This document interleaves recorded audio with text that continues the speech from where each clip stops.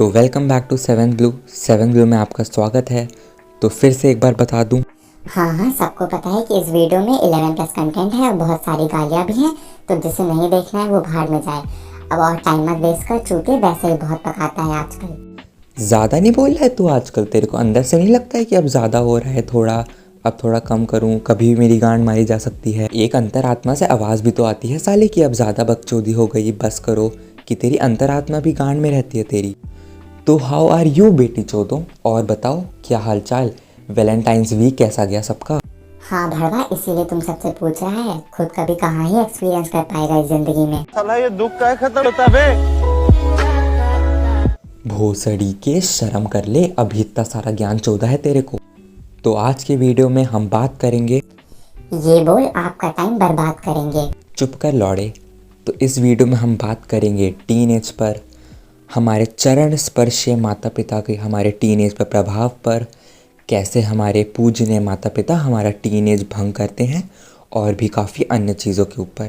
इतनी हिंदी अपने हिंदी के पेपर में लिख ली होती तो अभी यूट्यूब चैनल खोलने की नौबत ना आई होती भड़वे। First time I agree with you bro. तो देखो, जब से हम लोग पैदा हुए हैं तब से हमारे लिए सबसे इम्पॉर्टेंट हमारे पेरेंट्स होते हैं। मतलब हमारे पेरेंट्स हमारे मतलब एवरीथिंग होते हैं। जो वो बोलते हैं हम लोग वही करते हैं, हर एक चीज़। मतलब they are everything for us. लेकिन जब हम लोग टीनेज में आते हैं तो हमारी थिंकिंग अलग हो जाती है। हम अपनी लाइफ अपनी तरीके से जीना चाहते हैं। We don't want any one to control us. पर in most of the cases our parents want us to be that same kid, जो कि टीन एज में पॉसिबल नहीं होता है। और जनरेशन गैप एक बहुत बड़ा रोल प्ले करता है, क्योंकि जब हमारी थिंकिंग अलग होती है तो मोस्ट लड़ाइयाँ इसी की वजह से होती हैं। अब हमारे माँ बाप हमको अपने हिसाब से चलाना चाहते हैं और हम ऐसे कैसे चल रहे बहनचोद। तो बस मज़े शुरू। और एक बात मैं अभी पहले ही बता दूँ, प्लीज़ जितने भी 50+ के लोग देख रहे हों, मेरी हम्बल रिक्वेस्ट है इसके बाद मत देखो, क्योंकि आपके सेंटिमेंट्स, मॉरल और परंपरा, प्रतिष्ठा, अनुशासन सबकी सही में माँ बहन हो जाएगी। तो मेरा आपसे निवेदन है, प्लीज़ आगे अपने रिस्क पर देखें, क्योंकि मेरे को मेरे घर के आगे ये देखने में बिल्कुल भी मज़ा नहीं आएगी, बिल्कुल भी नहीं।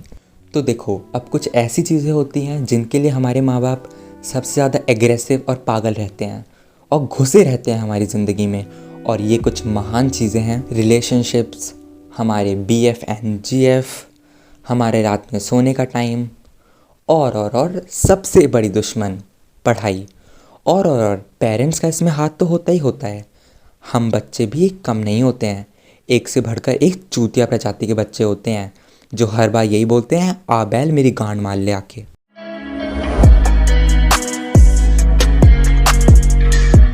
तो चलो समझते हैं एक स्टोरी से जिसका सबको वेट था।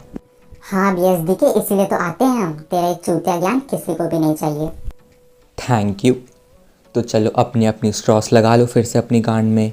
आज हम बात करेंगे एक और मेरी दोस्त पे, जिसको हम लोग सेंटा फ्रूट बुलाएंगे। तो अब देखो, ये सेंटा फ्रूट बहुत इंटरेस्टिंग कैरेक्टर है। इसके ऊपर 2-3 महाभारत की पूरी किताबें लिखी जाती हैं। तो बात करते हैं। तो ये बात है उस युग की जब सही में लोग पत्थर घिस के आग जलाना सीख रहे थे। सिगरेट जलाने के लिए लाइटर नहीं होते थे, पत्थर घिस के आग जलानी पड़ती थी। तो देखो, ये जो सेंटा फ्रूट है ये भी शूलेस की तरह है। याद होगी सबको शूलेस, ऐसे कैसे भूल सकते हो।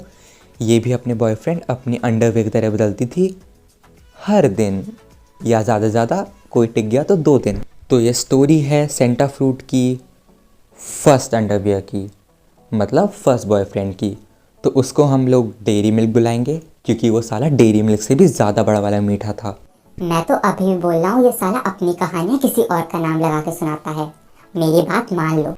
तेरे लिए एक ही गाना है लोडू मेरे पास। ना फिकर, ना शर्म, ना लिहाज, एक बार आया। कर ले थोड़ी शर्म भड़वे, थोड़ी सी शर्म दिखाने में कुछ नहीं हो जाएगा।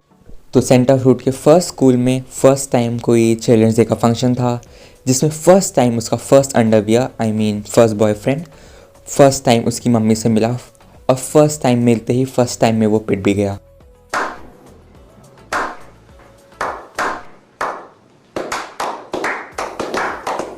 तो उस फंक्शन में झूले वगैरह लगे थे, बच्चों के साथ उनके पेरेंट्स भी आए थे और उस टाइम पे सेंटा फ्रूट 4th क्लास में थी। जिस टाइम पे हमसे अगर कोई लड़की बात कर ली तो उतने में हमारी आत्मा दिल सब खुश हो जाता था। लेकिन नहीं, वो तो सेंटा फ्रूट थी। कैसी जीभ लेपल पाई।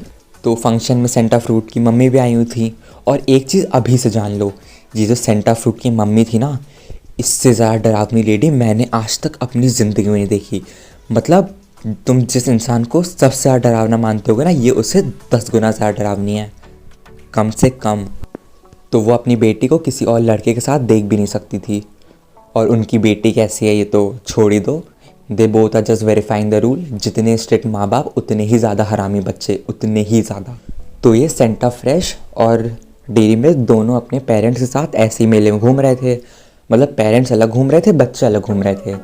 और ये डेयरी मिल्क एक नंबर का अखंड चमन चूतिया, मतलब क्या ही बोलें। तो वहाँ पे एक टेम्परेरी टैटू वाला होगा। तो ये डेयरी मिल्क वहाँ जाता है और अपने हाथ पे सेंटा फ्रूट के नाम का टैटू बनवा लेता है, ये कह के कि ये मेरे मम्मी का नाम है। बहुत सही। अब तो मैं पक्का श्योर हूँ ये तू ही है गांडू। चुप चमन चूतिए, ये नहीं था। लो, अब तो हो गया यकीन। तो उसके बाद सेंटा फ्रूट की मम्मी सेंटा फ्रूट के पास आई। वहाँ पे डेयरी मिल्क भी था। तो ऐसे में एक समझदार बुद्धिजीवी इंसान या एक चूतिया इंसान भी नॉर्मल लेवल का चूतिया हो तो वो अपना हाथ छुपाता है। लेकिन ऐसे कैसे, वो तो डेयरी मिल्क था। और बस सेंटा फ्रूट की मम्मी ने स्टिकर देख लिया, बस खत्म। Bye bye, tata, good bye, गया। उसके बाद भी सेंटा फ्रूट की मम्मी ने डेयरी मिल्क से बहुत तमीज़ से पूछा, बेटा ये कौन है? मतलब भगवान भी डेयरी मिल्क के साथ थे। लेकिन क्या ही कर सकते हैं, बोलते हैं ना कुत्ते की पूंछ टेढ़ी की टेढ़ी ही रहती है। एक चूतिया प्रमोट होकर चमन चूतिया बन सकता है, दिमाग वाला नहीं। उसने बोल दिया ये आपकी बेटी का नाम है, I love her so much.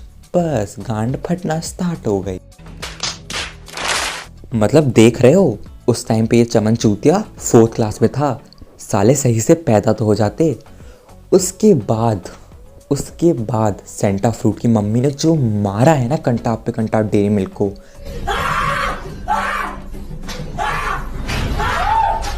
आहा, डेयरी मिल्क फूल के 5 स्टार बन गया बहनचोद। और उसके बाद अचानक से वहाँ पे डेयरी मिल्क की मम्मी भी आ जाती हैं। Surprise, motherfucker! उसके बाद डेयरी मिल्क की मम्मी को सारी बातें पता चलती हैं। उसके बाद जो दोनों मम्मियों ने मिलके पेला है ना उसको, मतलब सही में सुझा दिया उसको। और पूरी जनता भी तो तमाशा देख रही है और बोल रही है वाह क्या सीन है, वाह क्या सीन है। 2 से 3 लोग तो इतने बीच में पॉपकॉर्न और पेप्सी का बिजनेस करने लगे बहनचोद। और इन सब के बीच में हमारी वन एंड ओनली महान सेंटा फ्रूट खड़े होकर सारा तमाशा देख रही हैं। मतलब वाह हद है। वहाँ पर तुम्हारा अभी अभी पैदा हुआ आशिक पिट रहा है। माना कतई चूतिया इंसान था, पर था तो तुम्हारे बॉयफ्रेंड। खड़े होकर तमाशा क्यों देख रही थी वहाँ पे? मतलब ट्राई तो कर ही सकती थी ना उसको बचाने का। और उसके बाद घर जाके जो सेंटा फ्रूट की मम्मी ने सेंटा फ्रूट की चप्पलों से सुताई करी है।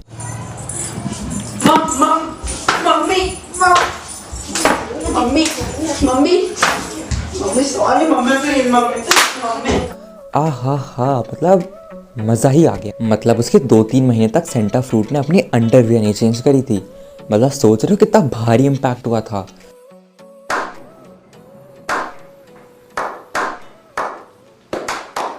तो इससे हमें ये पता चलता है बच्चे भी इक्वली रिस्पॉन्सिबल होते हैं अपनी मरवाने के लिए।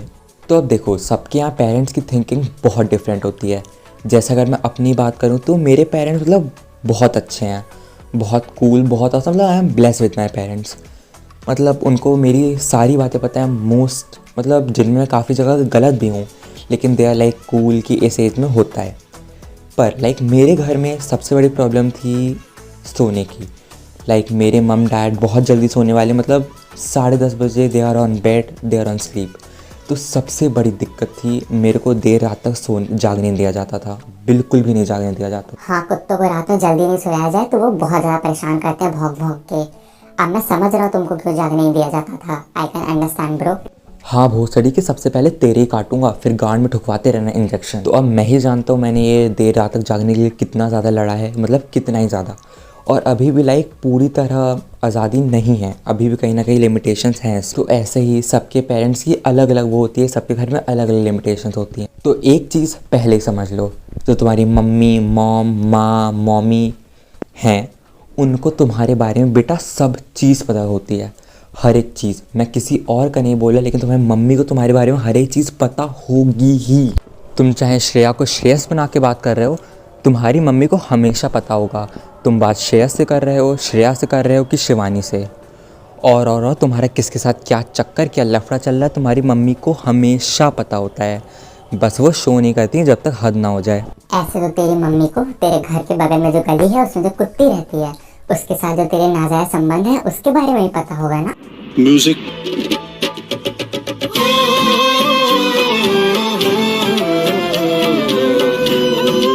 ये बातें बताई नहीं जाती, नजर लग जाती है।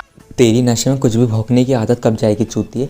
तो देखो, लड़ना ऐसे है कि घर से बेघर ना हो जाओ, क्योंकि फिर उसके बाद कुत्तों के मुंह से ब्रेड छीनने के अलावा कुछ भी नहीं बचेगा तुम्हारे पास।